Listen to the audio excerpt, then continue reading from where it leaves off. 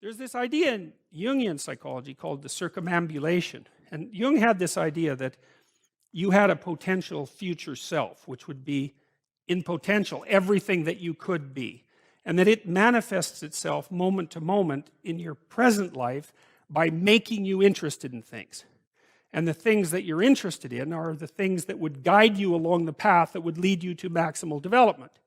Now, it sounds like a metaphysical idea or a mystical idea even, but it's not. It's not. It's a really profoundly biological idea. The idea is something like, well, you're set up so that you're automatically interested in those things that would fully expand you as a well-adapted creature. Well, like, there's nothing radical about that idea.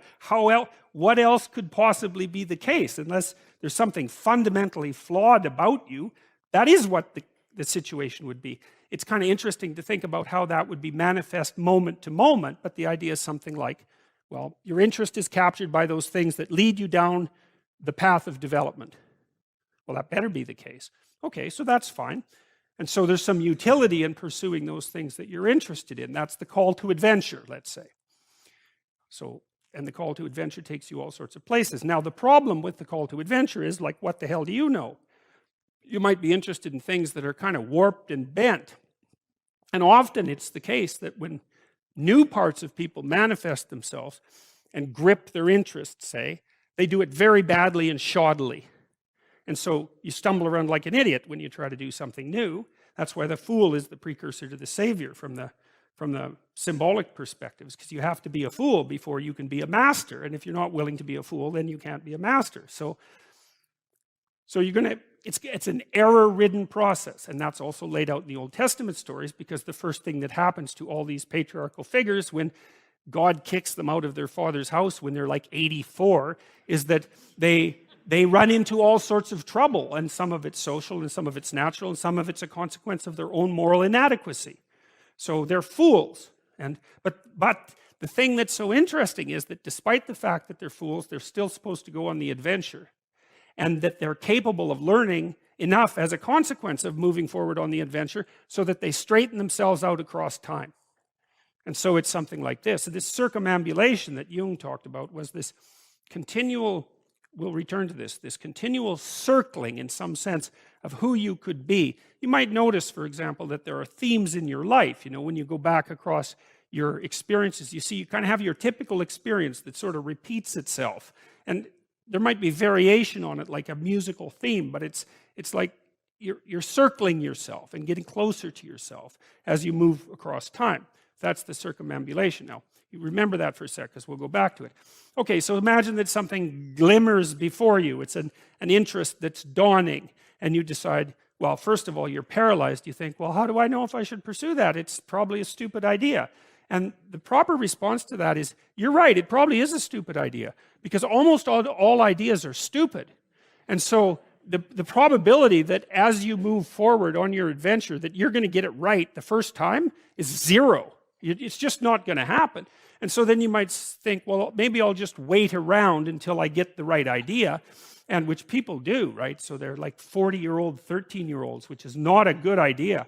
And so they wait around until it's waiting for Godot, until they finally got it right. But the problem is you're too stupid to know when you've got it right. So waiting around isn't going to help, because even if the perfect opportunity manifested itself to you in your incomplete form, the probability that you would recognize it as the perfect opportunity is zero. You might even think it's the worst possible idea that you've ever heard of anywhere. Highly likely.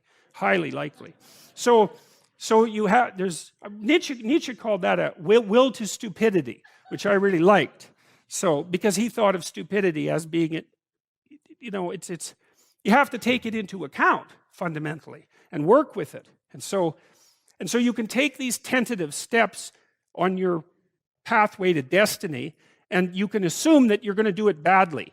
And that's really useful, because you don't have to beat yourself up. It's pretty easy to do it badly. But the thing is, it's way better to do it badly than not to do it at all. And that's the continual message that echoes through these historical stories in Genesis. It's like, these are flawed people. They should have got the hell out of their house way before they did. And they go out and they stumble around in tyranny and famine and self-betrayal and violence, but it's a hell of a lot better than just rotting away at home. And that's great. So that's good. And so why is that? Well, okay, so you start your path and you think that you're heading, towards your star. And so you go in that direction. And then, because you're here, the world looks a particular way, but then when you move here, the world looks different, and you're different as a consequence of having made that voyage. And so what that means is that now that thing that glimmers in front of you is going to have shifted its location, because you weren't very good at specifying it to begin with, and now that you're a little sharper and more focused than you were, it's going to reveal itself with more accuracy to you. And so then you have to take it's almost like a 180-degree reversal. But it isn't, because, you've gone this far, and that's a long ways to get that far. But that's a lot farther than you would be if you just stayed where you were, waiting. And so it doesn't matter that you overshoot continually, because as you overshoot, even if you don't learn what you should have done, you're going to continually learn what you shouldn't keep doing. And if you learn enough about what you shouldn't keep doing, then that's tantamount at some point to learning at the same time what you should be doing. So it's okay.